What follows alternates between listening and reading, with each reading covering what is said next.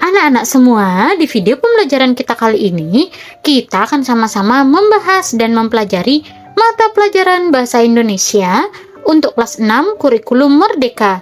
Kita akan sama-sama belajar di bab 6, yaitu liburan perpisahan kelas di bagian iklan dan menulis kwitansi. Nah, pembahasan kita kali ini ada di halaman 152 sampai dengan 158 di buku kalian. Nah, sekarang apakah anak sudah siap? Kalau sudah siap, yuk kita langsung saja mulai pembahasannya. Perhatikan baik-baik ya. Yuk kita lanjut ke bahas bahasa yaitu kwitansi. Kak, apa sih kwitansi itu? Kwitansi adalah tanda bukti pembayaran yang ditandatangani oleh pihak yang menerima uang. Ingatlah untuk selalu minta kwitansi sebagai tanda bukti bayar ketika kalian membeli sesuatu atau membayar sesuatu. Kwitansi disebut juga resi atau receipt dalam bahasa Inggris. Perhatikan contoh kwitansi berikut ini. Nah, di antara kalian, adakah yang pernah melihat kwitansi?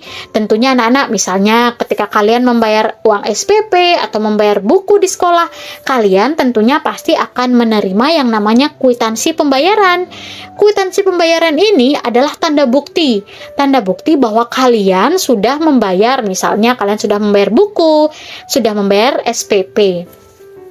Nah, anak-anak, adapun komponen atau unsur-unsur yang ada dalam kwitansi, yang pertama pasti ada nomor kwitansinya. Yang kedua, nama lengkap orang yang bertransaksi atau menyerahkan uang. Misalnya, telah terima dari Kadek Mahira. Kemudian yang ketiga, jumlah uang yang diserahkan ditulis dalam angka maupun huruf. Misalnya, uang sejumlah misalnya Rp50.000.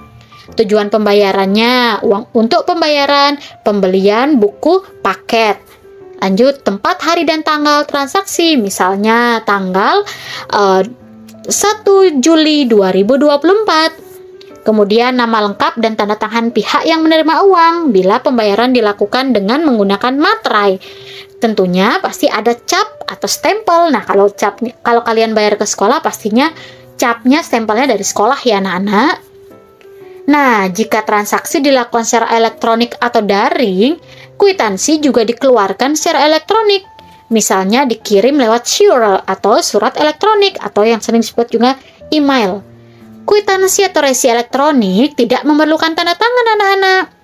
Nah, ketika membaca sebuah iklan, kita perlu memperhatikan seluruh informasi yang dicantumkan. Nah, anak-anak, ini adalah kwitansi elektronik ya anak-anak. Di sini dari Hotelo, yaitu nomornya nomor sekian, tanggal 14 Februari 2019. Detail tamunya yaitu nama tamunya dari Pertiwi. Serialnya, emailnya di sini pertiwi@bobamail.com. Nomor teleponnya sekian. Detail pembayaran yaitu dilakukan pembayaran melalui kartu debit. Statusnya adalah terbayar. Detail hotel yaitu dari Hotel Pesona Malioboro Hostel, Jalan Kiai Haji Ahmad Dahlan nomor 123 Ngadiwinatan, Yogyakarta. Check-in di tanggal 20 Juni 2019. Lama menginap 2 malam. Nah, detail pembelian yaitu kamar hostel ranjang susun 4 kamar seharga 400.000 ditambah single bed 175.000. Totalnya adalah 2.750.000. Nah, anak-anak, yuk kita langsung ke menulis kwitansi. Bayangkan kalian adalah bendahara kelas yang bertugas menagih iuran kelas dari setiap siswa di kelas. Di sepotong kertas, tulislah kwitansi untuk sebangku kalian. Sebutkan bahwa dia telah membayar iuran kelas sebesar 25.000 untuk bulan Maret.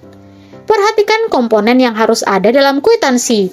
Jangan lupa bubuhkan tanda tanganmu ya. Nah, sekarang kalian akan menulis kwitansi anak-anak. Atau di antara kalian apakah ada yang bendahara kelas?